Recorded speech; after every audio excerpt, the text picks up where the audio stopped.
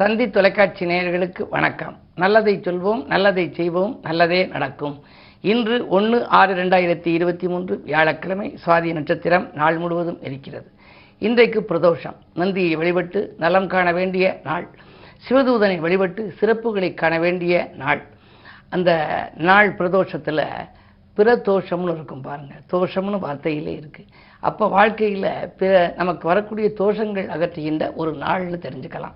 வாழ்க்கையில் சந்தோஷம் வர வேண்டுமானால் பிரதோஷ நேரத்திலே நந்தியை நாம் வழிபடணும். நந்தி கொம்பு வழியே நாயகனாம் சிவனை வழிபட வேண்டும்னு சொல்லியிருக்காங்க. பொதுவாக இந்த பிரதோஷத்துக்கு ஒரு பாடல் நான் எழுதின பாடல் தான். நாளாம் நாளாம் நன்னாளாம் நந்தியை கும்பிடும் பொன்னாளாம், வாழ்நாள் முழுதும் வளம் பெறவே வரத்தை கொடுக்கிற ஒரு நாளாம். தோஷம் எத்தனை இருந்தாலும், ஜாதகத்தில் சனி தோஷம் இருக்கலாம், செவ்வாய் தோஷம் இருக்கலாம், கிரக தோஷம் இருக்கலாம், எந்த தோஷம் இருந்தாலும், தோஷம் எத்தனை இருந்தாலும் தொழுதால் விலகும் என்பார்கள். ஆசைப்பட்ட வாழ்வேற்க அதிசய நந்தியை வழிபடுவோம். சிவனை சுமக்கும் நந்தியினை தரிசித்தவர்க்கு நலம் சேரும். கவலையில்லாத வாழ்வமையும் காரியமனைத்தும் கைகூடும். அவனியில் நந்தி உமை சிவனை அன்றாடம் நீர் வழிபட்டால் எவரும் துணைக்கு தேவையில்லை, எதிர்காலத்தின் பயம் அகலும்னு இந்த பாடல். அதாவது நந்தியை மட்டும் நீ கும்பிடப்படாது, சிவனையும் உமையவளையும் கும்பிடணும். சிவனுக்கு தூதுவன் நந்தி. நந்தியை நம்ம கும்பிட்டோம்னா நமக்கு நல்லது நடக்கும் அப்படிங்கிறத அந்த கும்பிட்டவங்களுக்கு தான் தெரியும். பிரதோஷ நேரத்தில், அதாவது மாதத்தில் ஒவ்வொரு முறையும் வரக்கூடிய பிரதோஷத்தில் நம்ம கும்பிடுறது மட்டும் இல்லை, அது சுற்றி வருகிற பொழுது சிவபுராணம்னு படிப்பாங்க. நந்தியை உற்சவ விக்கிரகத்தை எடுத்து அந்த காளை வாகனத்து மேலே வச்சு சுற்றி வர்ற போது நமச்சிவாய பதிகம் பாடுவார்கள். அப்படி பாடுகின்ற பொழுது நமச்சிவாய வாழ்க, நாதன் தாழ் வாழ்க, இமைப்பொழுதும் என் நெஞ்சில் நீங்காதான் தாழ் வாழ்க, கோகலியாண்ட குருமனிதன் தாழ் வாழ்கன்னு இருக்கும். வாழ்க வாழ்கன்னு சொல்ல சொல்ல இறைவனை நாம் வாழ்த்தினால் நாமும் வாழ்வோம். எனவே இது போன்ற நல்ல பாடல்களை நாம் படித்து இன்று அருகில் இருக்கும் சிவாலயம் சென்று நந்தியை நீங்கள் வழிபட்டால் நல்லது நடக்கும் என்ற கருத்தை தெரிவித்து இன்றைய ராசி பலன்களை இப்பொழுது உங்களுக்கு வழங்கப் போகின்றேன். மேசராசி நேயர்களே, நாட்டுப்பற்று மிக்கவர்களால் நன்மை ஏற்படுகின்ற நாள் இந்த நாள். நாளைய பிரச்சனைக்கு இன்றே நீங்கள் தீர்வு காணப் போகின்றீர்கள். உங்களுடைய ராசியிலேயே ராகு, வலிமையான ராகு, அவர் மேஷத்தில் இருக்கின்ற பொழுது மேடம் எருதுசுரா நண்டு கன்னி அமைந்ததொரு ஐவிடத்தில் கருணாக நின்றால் புமேவும் ராஜயோகம் என்று சொல்லுன்னு போட்டிருக்கோம். அப்படி ஒரு ராஜயோகம் தரக்கூடிய இடத்துல இருந்து குரு விரையாதிபதியோடு இருக்கார். ஆகையினால இன்றைக்கு பணம் உங்களுக்கு நன்றாக வந்தாலும், பணப்புழக்கம் இருந்தாலும் விரயங்களும் கூடுதலாக இருக்கும். நல்ல சுப விரயங்களாக நீங்கள் மாற்றிக்கொள்வது நல்லது. ரிஷபராசி நேயர்களே, உங்களுக்கு புத ஆதித்ய யோகம் இருக்கிறது. கல்விக்காக நீங்கள் எடுத்த முயற்சி, கலை சம்பந்தமாக எடுத்த முயற்சி, பிள்ளைகளின் மேல் படிப்பு அல்லது அயல்நாட்டு யோகங்களுக்காக எடுத்த முயற்சிகளிலே வெற்றி கிடைக்கும். ஆனந்தமான வாழ்க்கை அடித்தளம் அமைகின்ற நாள் என்று கூட சொல்லலாம். அரசியல் கடத்தில் இருப்பவர்களுக்கு நல்ல மேலிடத்திலுடைய ஆதரவு உங்களுக்கு கிடைக்கும். மக்கள் செல்வாக்கு மேலோங்கும் இந்த நாள் மகத்தான நாள். இன்று நந்தியை வழிபடுவது நல்லது. மிதுனராசி நேயர்களே, உங்களுக்கெல்லாம் ராசிநாதன் புதன் விரயஸ்தானத்தில் சூரியனோடு இணைந்திருக்கிறார். உடன்பிறப்புகள் என சொல்லப்படக்கூடிய 3ஆம் இடத்திற்கு அதிபதி சூரியன்.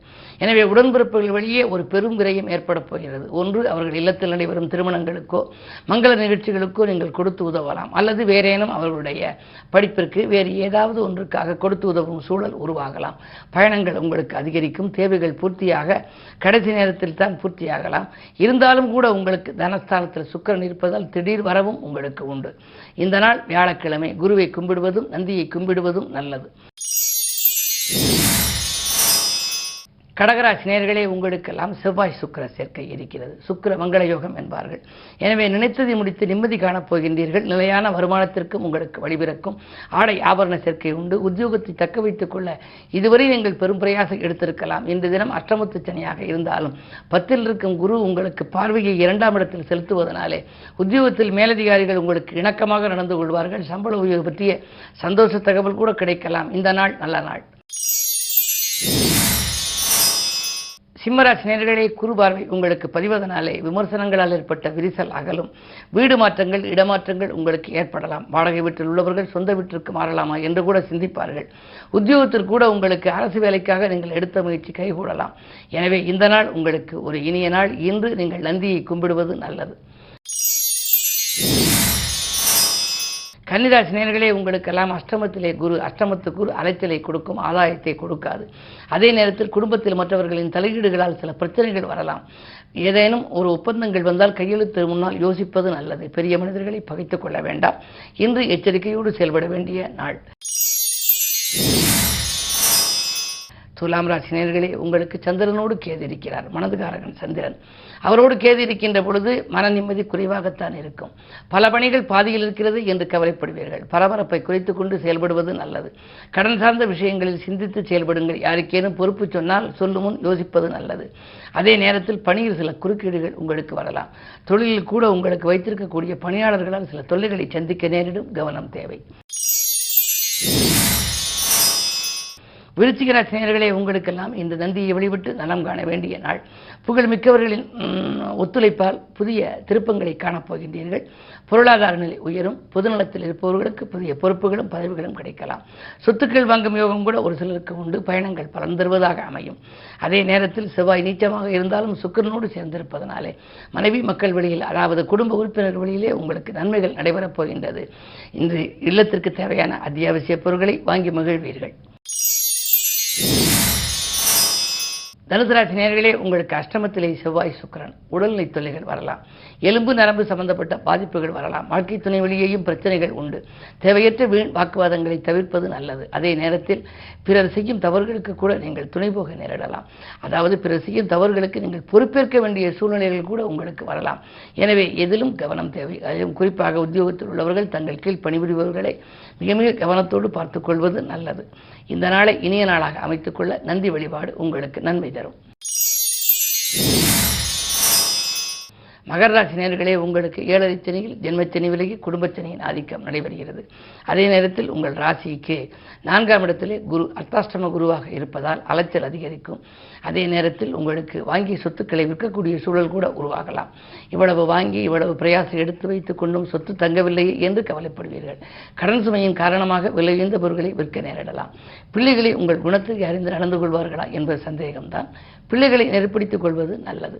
இந்த மாலை நேரத்தில் மகிழ்ச்சி பயணம் உண்டு. கும்பராசி நேயர்களே, உங்களுக்கெல்லாம் ஜென்மச்சனியின் ஆதிக்கம் உறவினர், அதாவது உதவிக்கரம் என்று ஒரு எண்ணிக்கை உயர்கின்ற நாள் என்றே சொல்லலாம். ஜென்மச்சனியாக இருந்தாலும் கூட ராசிநாதன் ராசியிலேயே இருப்பதனாலே உடன் இருப்பவர்களால் ஏற்பட்ட தொல்லைகள் அகலும். விரயத்திற்கேற்ற வருமானங்கள் வரலாம். பஞ்சாயத்துக்கள் சாதகமாக முடியும். விலகிச் சென்ற உடன்பிறப்புகள் விரும்பி வந்து இணைவார்கள். கடல் தாண்டி வருகின்ற செய்தி நல்ல தகவலாகவே இருக்கும். இந்த நாள் நல்ல நாள். மீனராசி நேயர்களே, உங்களுக்கு சந்திராஷ்டமம். எது செய்தாலும் உங்களுக்கு யோசித்து செய்ய வேண்டிய நாள். திடீரென பிரச்சனைகள் வரலாம். விரயங்களும் உங்களுக்கு அதிகரிக்கும். அலுவலகத்தில் கூட அருகில் இருப்பவர்களால் வீண் பிரச்சனைக்கு ஆளாக நேரிடும். சக ஊழியர்களிடம் வளைந்து கொடுத்து செல்வது நல்லது. அதே நேரத்தில் கடன் சார்ந்த பிரச்சனைகளில் நீங்கள் ஈடுபட வேண்டாம். யாருக்கேனும் பொறுப்பு சொன்னால் அதில் உங்களுக்கு சிக்கல்கள் வந்துவிடும். எனவே எதிலும் நீங்கள் நிதானத்தோடும் அமைதியோடும் செயல்பட வேண்டிய நாள் இந்த நாள். மேலும் விவரங்கள் அறிய தினத்தந்தி படியுங்கள்.